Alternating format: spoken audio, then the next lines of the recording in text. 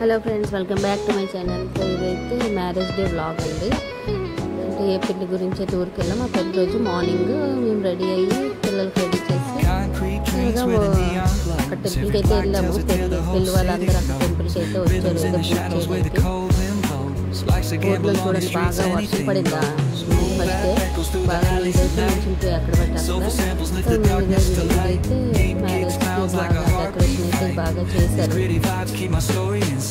Morning ఎంత ఎండగుంది కదా, బాగా డెకరేషన్ చేశారు.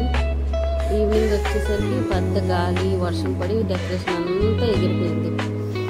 అయితే మార్నింగ్ బాగా ఐస్ క్రీమ్ తీసుకొని తిన్నాము నేను మా పిల్లలు. నెక్స్ట్ 12:30 భోజనం స్టార్ట్ అయితే మష్రూమ్ బిర్యానీ వెరైటీస్ అయితే చాలా బాగున్నాయి.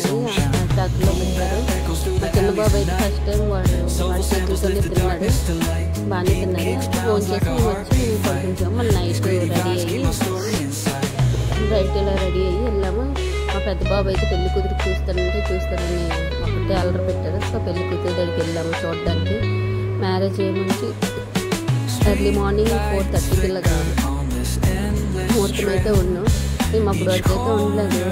భోజనాలు చేస్తే 8 o'clockకి పెళ్లి కూతురు తీసుకొని వచ్చేసాక చిన్న బాబు అయితే పడుకుని పడుకొని పెద్ద బాబు డీజే చూస్తాను అంటే ఇలా ఊరేగింపు అవుతుంది కదా, చూస్తాను అన్నాను. అయితే 12 o'clockకి మేము మా చెల్లి మా పెద్ద బాబు పట్టుకొని డీజే చూపించడానికి వెళ్ళాము. కింద అయితే ఫుల్గా రష్ చూడలేదు బాబు. అయితే మా మాయ వాళ్ళ ఇంటి మీద మేడ ఉంది కదా, మేడ మీద నుంచి అయితే చూసాము. బాగా డీజే అయితే అందరూ బాగా డ్యాన్స్ చేశారు. అప్పుడైతే జెంట్సే వేసేవాళ్ళు, కానీ ఇప్పుడైతే లేడీస్, జెంట్స్ కంటే లేడీస్ బాగా ఎంజాయ్ చేస్తున్నారు డీజేస్లోని గట్రా. మా పెద్ద బాబు అయితే పైనుంచి డ్యాన్స్ వేసేస్తుంది. ఇదిగోండి పెళ్లి కొడుకు పెళ్లి కూతురు పైన డ్యాన్స్ వేసేస్తున్నాడు. మా చిన్న బాబు అయితే చూడలేకపోయాడు, అది పడుతుంటాడు.